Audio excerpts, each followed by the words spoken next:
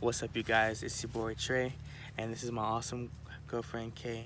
And there's something we were just talking about, and that was like anxiety and depression and like fear and these things, and how does God play a part in it? And it was a really interesting conversation because what we got from it was really something really profound, and what I learned from that conversation was, you know, like when it comes to like anxiety and like depression and stuff like that, like kind of like stating what you're grateful for. Like, I'm grateful that I have a bed, like I'm grateful that I have a family, I'm grateful that I have friends, I'm grateful for the good things that I have in my life. Like, it kind of takes the attention off of yourself and more towards like God and like what he's blessed us with. And that's Kay's youngest sister in the background. Hmm? And yeah. Yeah, it's my But, sister Hadassah in the background. She's fall flinging down. his socks around. I know, 'Cause I right? told him to take his socks off and let his feet feel the grass Oh for Lord. once. Yeah. Anyways. But that's like kind of what I learned from it. Like, just like when you put the attention on like on the attitude of gratitude and the blessing that God has given us, is like it's like so like amazing. Like, it's not only the remedy, but it's also the solution to like getting through those tough times, because God doesn't change, but our circumstances do. But what have you gotten from it? Um so we were reading the book Anxious for Nothing by Stop. it's okay. It's okay. Anxious for Nothing by John MacArthur. And the main theme of the chapter that we read was replacing your fear, anxiety, worry, doubt with praising and being grateful to God. And so, one thing that really stuck out to me was how there is no room for worrisome things, being fearful, being anxious when you are praising God, when you're thankful.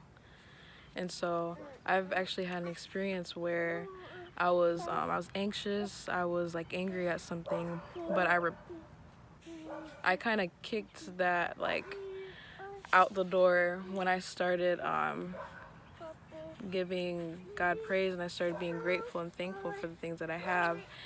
And so I was like, thank you, God, for everything you've done for me. Thank you for, forgiving me of my sins. Thank you for being merciful and stuff like that. Thank you for giving me food, water, shelter, and things like that.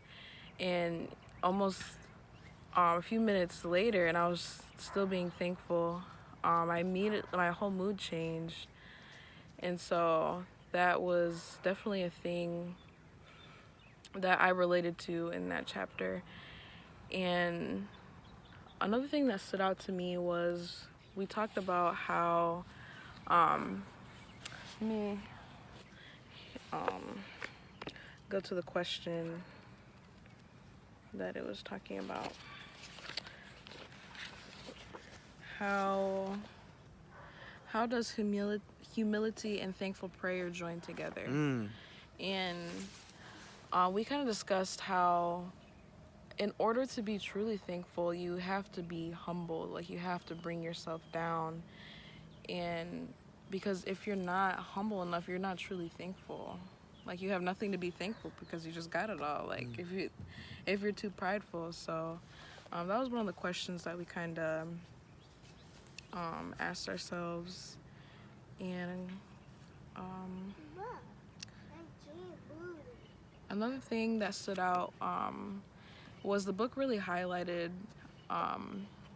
reading the book of Psalms when you're anxious or worrisome, because the book of Psalms really highlights all the miraculous and great things that God has done. Period. And so when you read those things, when you read those things in comparison to what you're worried about or the things that are happening in your life, it makes it makes those things that's worrisome,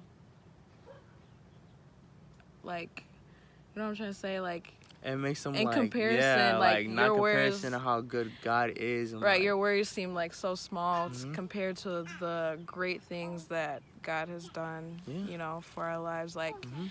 you know, all the things that He did, like in Exodus, like leading the Israelites out of Egypt and stuff like that.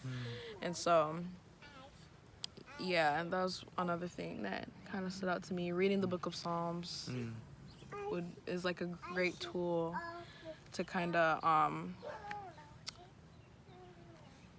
what's the word I'm looking for? Kind of Sorry, I'm not like, good with words.